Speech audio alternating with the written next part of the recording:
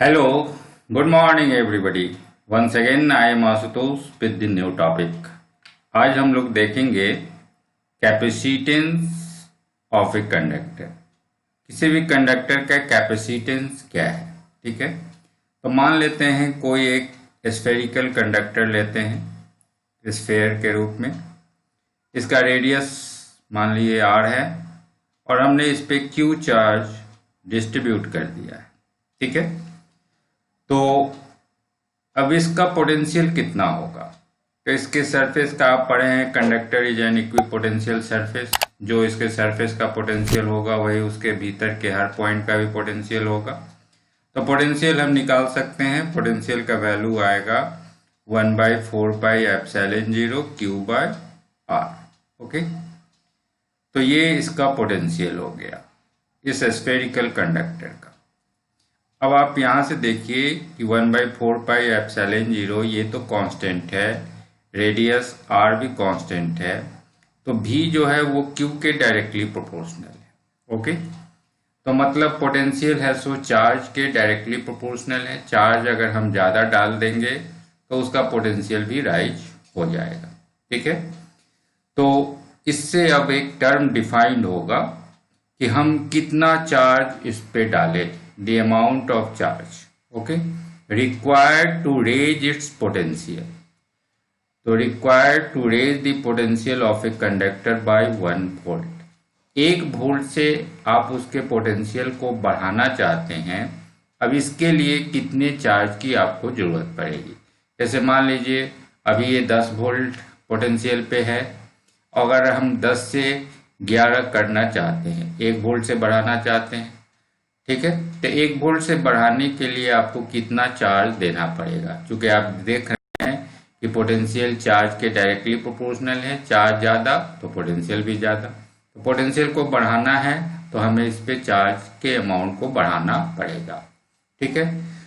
तो अब हम इस टर्म को समझ गए, कैपेसिटेंस क्या है। तो the amount of charge required to raise the potential of a conductor by 1 volt. 1 volt से हम पोटेंशियल बढ़ाना चाहते हैं। आप 11th में हीट कैपेसिटी भी पढ़े होंगे। ये बिल्कुल हीट कैपेसिटी की तरह का टर्म हो गया। जैसे कोई बॉडी है, उस बॉडी का टेम्परेचर आप 1 डिग्री सेंटीग्रेड या 1 डिग्री सेल्सियस से आप बढ़ाना चाह रहे हैं, तो कितने हीट एनर्जी का रिक्वायरमेंट होगा। The heat energy required to raise the temperature of a body by 1 degree centigrade, that is called its heat capacity. तो यहाँ सेम टर्म है, यहाँ हमें पोटेंशियल बढ़ाना है चार्ज देके।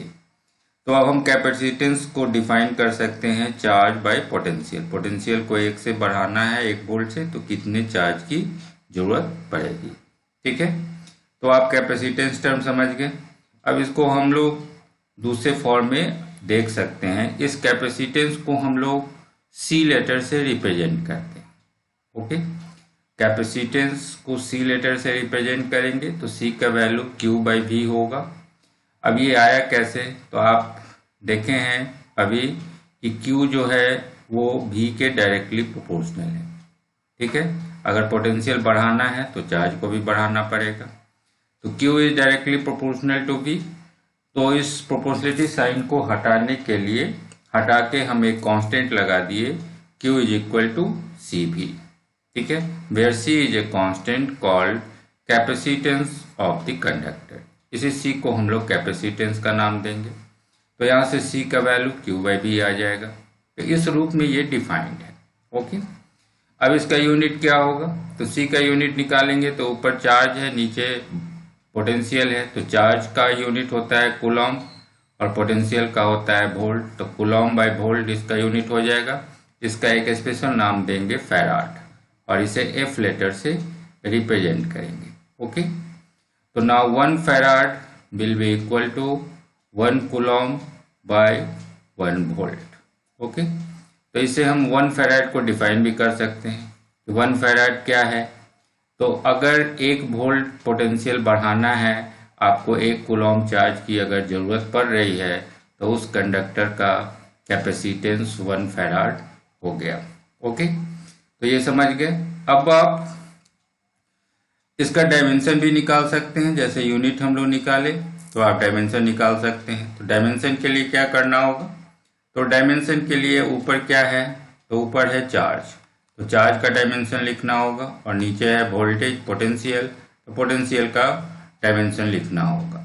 तो देखिए चार्ज का डायमेंशन, चार्ज आप जानते हैं चार्ज का डायमेंशन 80 होता है, ठीक है, चार्ज का डायमेंशन 80, और नीचे है पोटेंशियल, पोटेंशियल का डायमेंशन क्या होगा, तो आप पोटेंशियल जानते हैं ये वर्क डिवाइडेड बाय चार्ज होता है। तो वर्क का हो गया फोर्स इंटू डिस्प्लेसमेंट, तो mL/t-2 ये वर्क का हो गया, और चार्ज का है 80, तो ये नीचे है ये ऊपर जाएगा, तो A-1 t-1, तो ये पोटेंशियल का आ गया, ठीक है। अब इसको सॉल्व कर लेंगे, m को ऊपर ले गए तो M-1, L2 है तो L का -2, t यहाँ -2 है, यहाँ -1 है तो t -3 हो गया, ऊपर गया तो +3, और पहले से एक t है तो t का पावर 4 हो गया।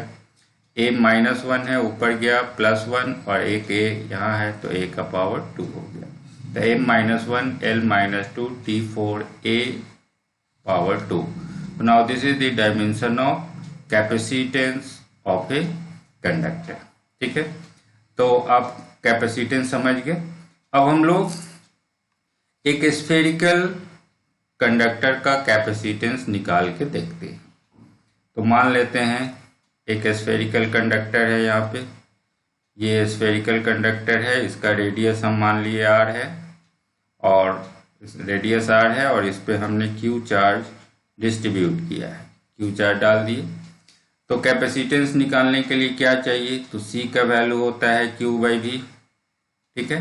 तो हमें इसका पोटेंशियल चाहिए, तो पोटेंशियल ऑलरेडी हम जान रहे हैं, पोटेंशियल का वैल्यू इस स्फेरिकल कंडक्टर का 1/4πε0 q/r होगा।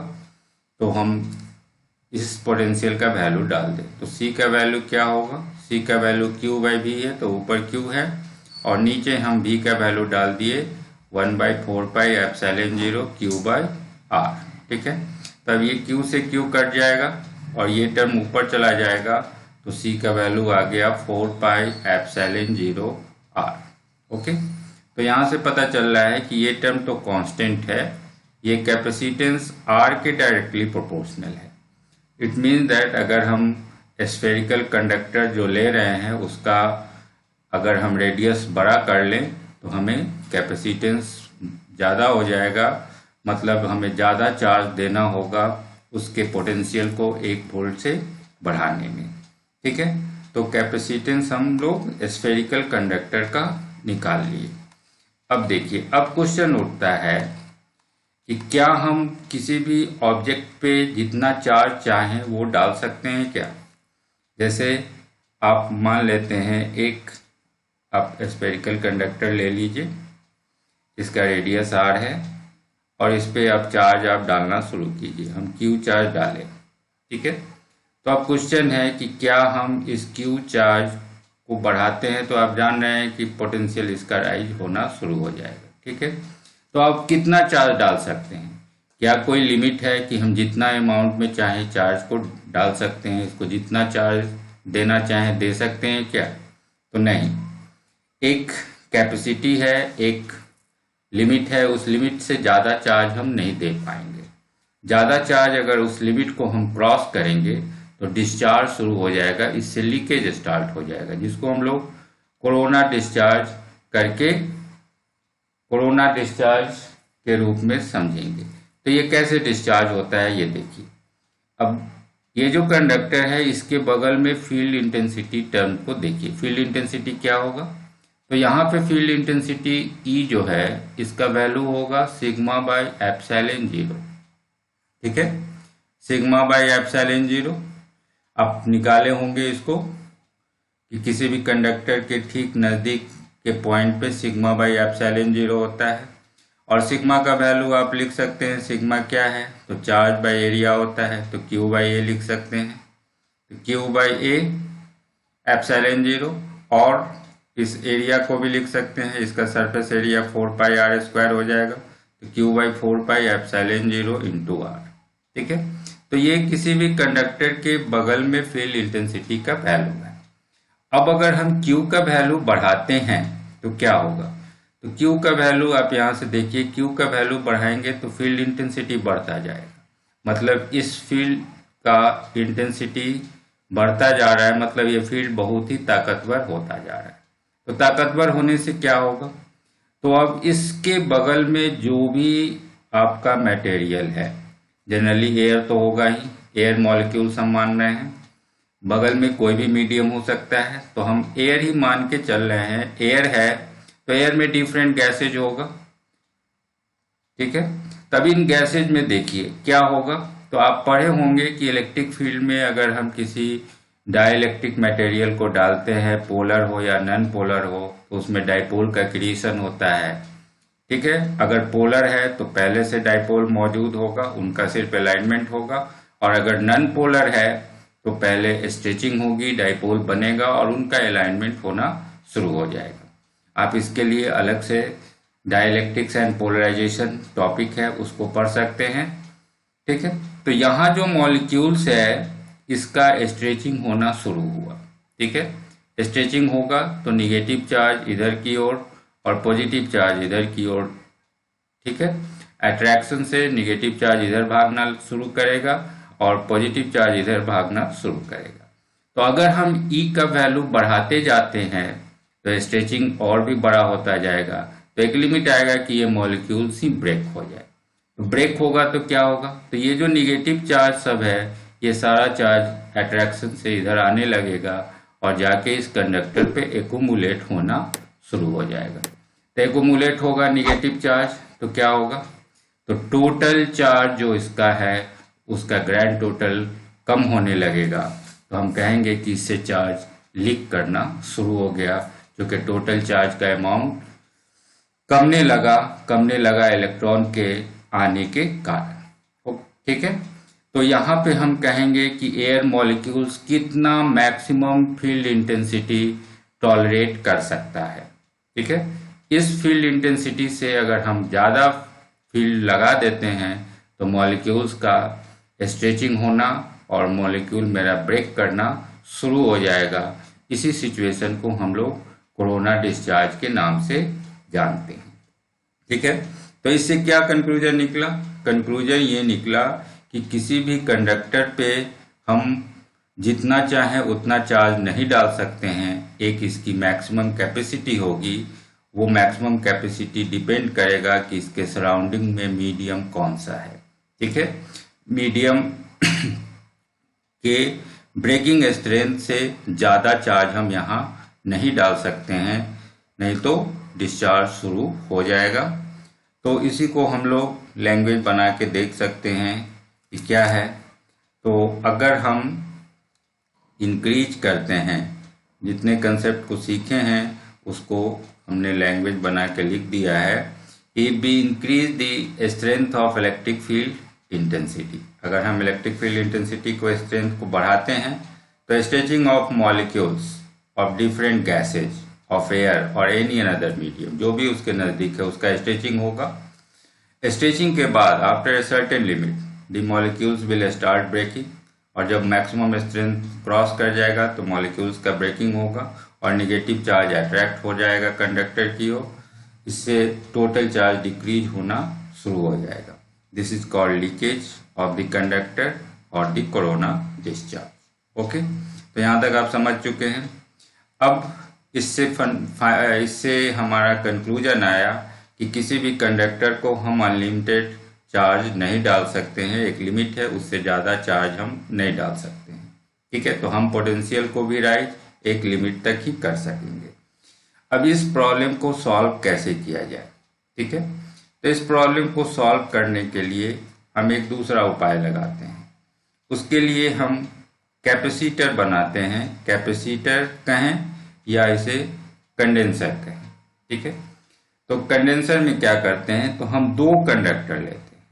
एक कंडक्टर इधर ले लिए ए, इस पे हम चार्ज डाल दिए Q और इसका कुछ न कुछ पोटेंशियल होगा, मान लेते हैं इसका पोटेंशियल है V1, ठीक है। तो एक कैपेसिटर या कंडेंसर क्या है, तो is a system of two conductors separated by an insulator.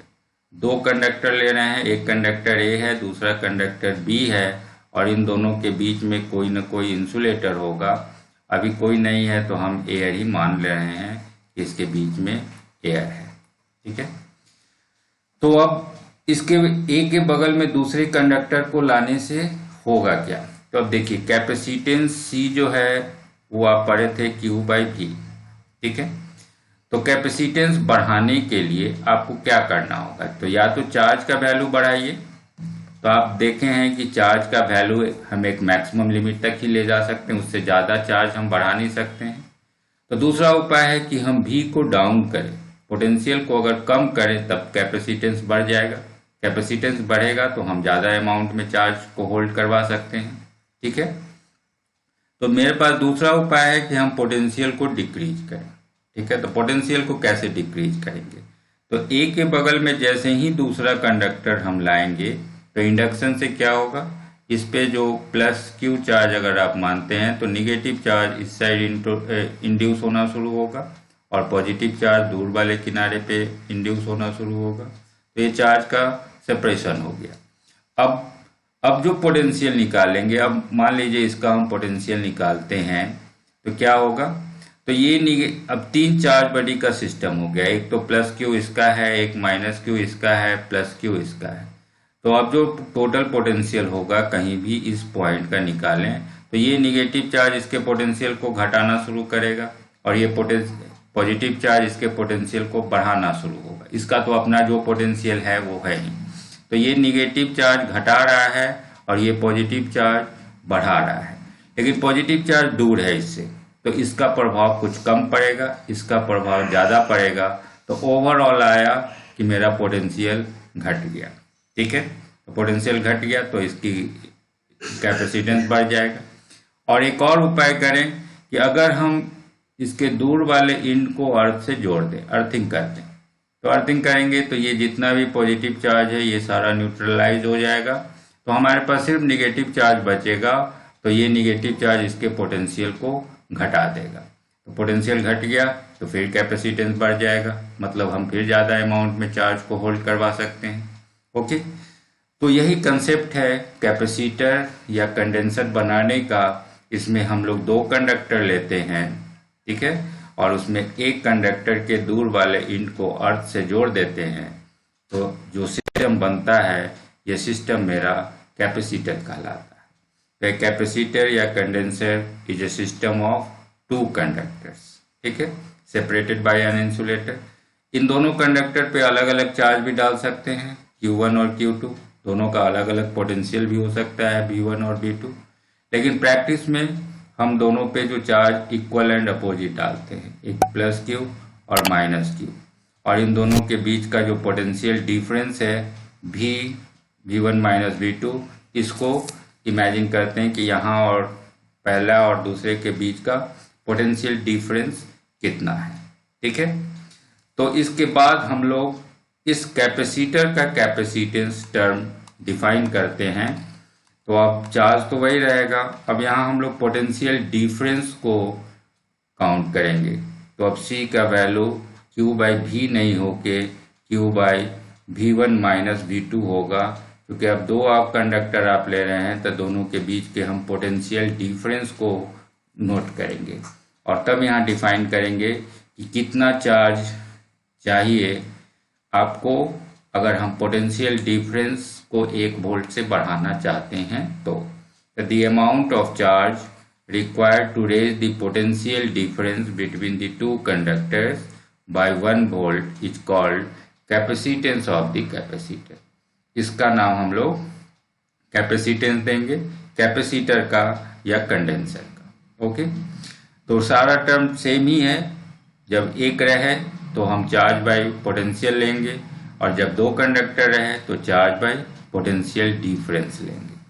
तो यूनिट फिर सेम ही आएगा, ऊपर चार्ज है तो कूलॉम डिवाइडेड बाय वोल्ट, तो ये फैराड आ गया, 1 फैराड 1 कूलॉम बाय 1 वोल्ट होगा। ये पहले से आप सीख चुके हैं। अब डायमेंशन भी सेम आ जाएगा, जो डायमेंशन आप पहले निकाले थे, M-1 L-2 T4 A2, तो ये डायमेंशन भी उतना ही होगा। ठीक है। अब देखते हैं क्या कि depending upon the shape of the conductor, हम कैसा कंडक्टर लेते हैं, ठीक है, उस हिसाब से हम कैपेसिटर को 3 कैटेगरी में डिवाइड कर सकते हैं, ठीक है। एक होगा पैरेलल प्लेट कैपेसिटर। तो नाम से ही स्पष्ट है कि यहाँ जो हम 2 कंडक्टर ले रहे हैं वो कंडक्टर एक पैरेलल प्लेट के रूप में है। इधर एक प्लेट है और इसके ठीक पैरेलल दूसरा प्लेट हम ले रहे हैं, ठीक है। तो पैरेलल 2 प्लेट ले लिए, तो एक पे हमने प्लस क्यू चार्ज डाला, तो इस पे नज़दीक वाले किनारे पे माइनस क्यू इंड्यूस होगा और दूर वाले किनारे पे जो प्लस क्यू इंड्यूस होगा उसको अर्थ से जोड़ के हम नीचे ग्राउंडिंग कर देंगे। तो ये काम हो गया। इसका क्रॉस सेक्शनल एरिया हम ए ले लिए और इन दोनों प्लेट के बीच का सेपरेशन डी ले लिए। इस जगह में हम कोई भी डाइलेक्ट्रिक कोई भी मीडियम डाल सकते हैं, नहीं कुछ डाले हैं तो एयर इमेजिन कर सकते हैं। ओके, तो यहाँ जो 2 कंडक्टर ले रहे हैं वो पैरेलल प्लेट के रूप में है, इसलिए इसका नाम पैरेलल प्लेट कैपेसिटर बन जाएगा। अब दूसरे तरह का जो कैपेसिटर हम बना सकते हैं वो मेरा स्फेरिकल कैपेसिटर है। फिर नाम से ही स्पष्ट है कि यहाँ जो हम 2 कंडक्टर ले रहे हैं वो स्फेयर के रूप में लें। तो मान लेते हैं एक स्फेरिकल कंडक्टर आप लिए, इसका रेडियस हम लोग R1 ले लिए और इस पे चार्ज हम Q डाल दिए, ठीक है, और इसको घेरते हुआ एक बड़ा सा स्फेरिकल कंडक्टर ले लिए, ठीक है। फिर अब यहाँ प्लस क्यू आप डाले हैं तो माइनस क्यू नज़दीक वाले किनारे पे इंड्यूस होगा और दूर वाले किनारे पे जो प्लस क्यू इंड्यूस होगा उसको अर्थ से हम जोड़ दें। तो ये बन गया आपको स्फेरिकल कैपेसिटर। और सेम फिगर अगर हम सिलेंडर के रूप में लें, पहला सिलेंडर ले लें, इस पे प्लस क्यू चार्ज डाल दें और इसको एक बड़े सिलेंडर से घेर दें, ठीक है। तो फिर नज़दीक वाले किनारे पे माइनस क्यू होगा और दूर वाले किनारे पे जो प्लस क्यू आएगा उसको अर्थ से भेज के भीतर भेज दें, ठीक है। तो ये सिलिंड्रिकल कैपेसिटर हो गया।